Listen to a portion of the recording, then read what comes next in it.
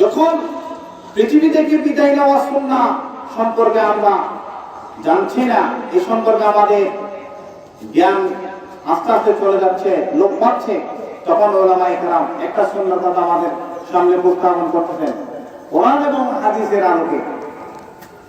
এই সুন্নাহটা যদি আপনি আপনার ব্যক্তিগতভাবে আমল করেন এবং বন্ধু বান্ধবদেরকে উৎসাহিত করেন, আপনার সমাজে বাস্তবায়ন করেন, আপনি কোন মাপের মানুষ আপনি জানেন।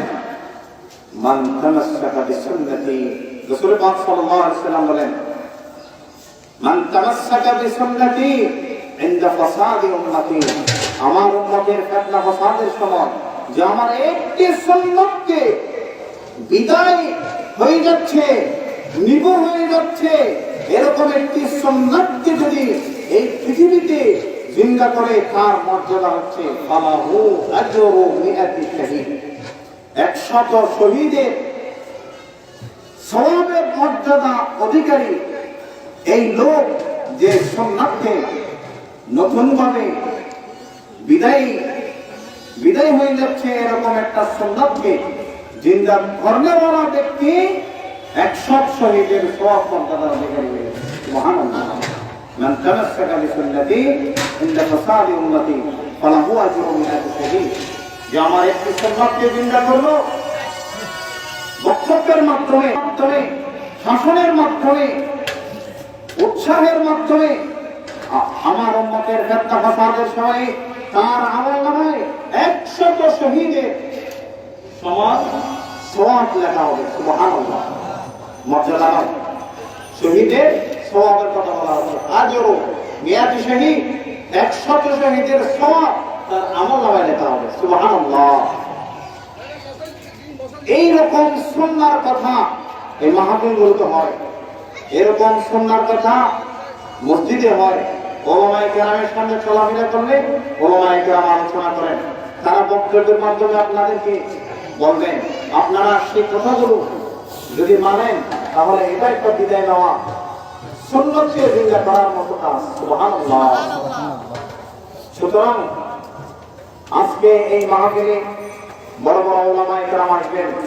আমরা তো আপনাদের সন্তান এই এলাকার, আমাদের ওয়াজ নসিহত প্রতিদিন শুনেন, আর আমাদের কাছে এত আরাম দালাল নাই। বড় বড় আলেমরা আসবেন, মাগরিবের পর থেকে আলোচনা চলতে থাকবে।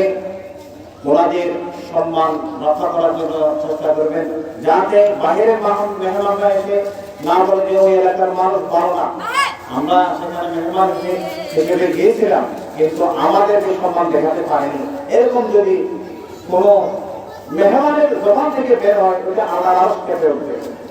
রাসূলুল্লাহ সাল্লাল্লাহু আলাইহি ওয়াসাল্লাম, মান কানা ইউমিনু বিল্লাহ ওয়াল ইয়াউমিল আখির ফালইউকরিম যায়ফাহ, যার কাছে আল্লাহ এবং আখিরাতের ঈমান আছে সে যেন মেহমানকে সম্মান করে।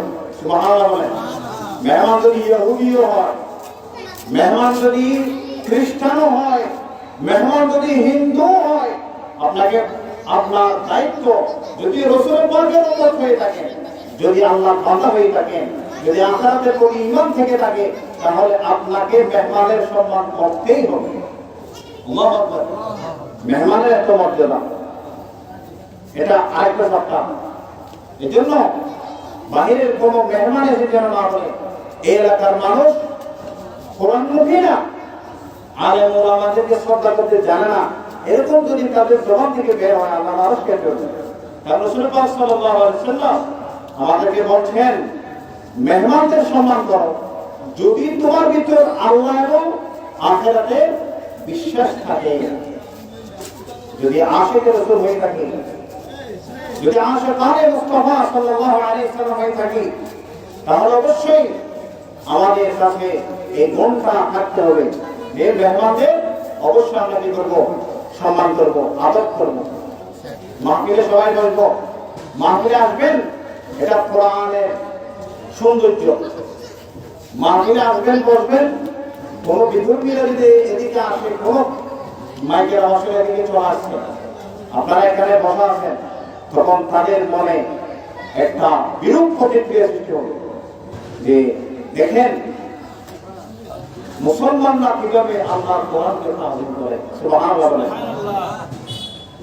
কোটি কোটি ধনী, আবার বৃদ্ধ বনিতা, কৃষক, শ্রমিক সবাই একসাথে বসে আল্লাহর কালামের ইলমের গুণে গুণান্বিত আলেমদের কথা কিভাবে শুনতেছে। একেবারে কিছু নাই, আল্লাহর দরবারে ভিক্ষুকের মতো। আল্লাহকে ধনী মনে করে, নিজেকে কি মনে করে? গরীব। নিজেকে যে ছোট মনে করবে, আল্লাহ রাব্বুল আলামিন তাকে উপরের দিকে তুলতেই থাকবে, সুবহানাল্লাহ। নিজেকে যে বড় মনে করবে, যদি নিজের ভিতরে কিবির থাকে, অহংকার থাকে, আমি এখানে যাব নাকি, আমি সেখানে একটা চেয়ার পাই না, কিভাবে বসবো, এটা আল্লাহ আল্লাহ রাসূলের সাথে কাটারি নাও। এরকম একটা মজলিস কায়েম হওয়া মানে আল্লাহ রাসূলের সম্মান রক্ষা করা। আপনি এখানে বসবেন আল্লাহ রাসূলের দিকে তাকিয়ে, আপনি এখানে বসবেন আল্লাহর দিকে তাকিয়ে, যে আল্লাহ তাকে কোটিপতি করেছেন। আপনি যদি একেবারে আপনার মনকে ছোট করে আল্লাহর দরবারে ভিক্ষুক হয়ে বসতে পারেন, আপনি আজকে 10 কোটি টাকার মালিক, আগামীকাল আপনাকে আল্লাহ 30 কোটি টাকার মালিক বানাবেন, সুবহানাল্লাহ। যদি আল্লাহ তাহে মুখালেফ করেন যে আমি 10 কোটি টাকার মালিক, মাহফিলে 20,000 টাকা দিয়েছি, আমাকে একটা চেয়ার পর্যন্ত দেয়নি, এটা আপনার অহংকারের বহিঃপ্রকাশ। আল্লাহর দরবারে যখন এই কথা চলে যাবে, আল্লাহ তখন আপনার নিয়ামত কমাই ফেলবেন। নাউযুবিল্লাহ। তাই শাকারতুম আযীদান্নাকুম।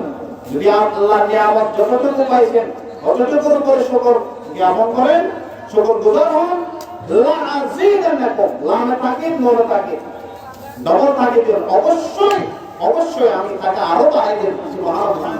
ওয়া লাইন কাফারতুম, যদি আল্লাহর নিয়ামতের নাশকরগুজার হয়, ইন্না আযাবি লাশাদীদ, দুনিয়া আখিরাতে তাকে আমি সত্যতই না আযাবে মজবুর করে দেব। নাউযুবিল্লাহ। কঠিন আযাবের জন্য অপেক্ষা করো, অহংকার অহংকার দমন করো, নমনীয়তা প্রদর্শন করে আল্লাহ আল্লাহ রাসূলের সম্মানার্থে মহাবীরকে সৌন্দর্য করুন, শেষ পর্যন্ত উলামায়ে কেরামের সম্মান রক্ষা করুন।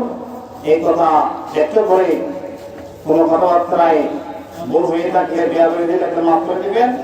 আসসালামু আলাইকুম ওয়া রাহমাতুল্লাহ।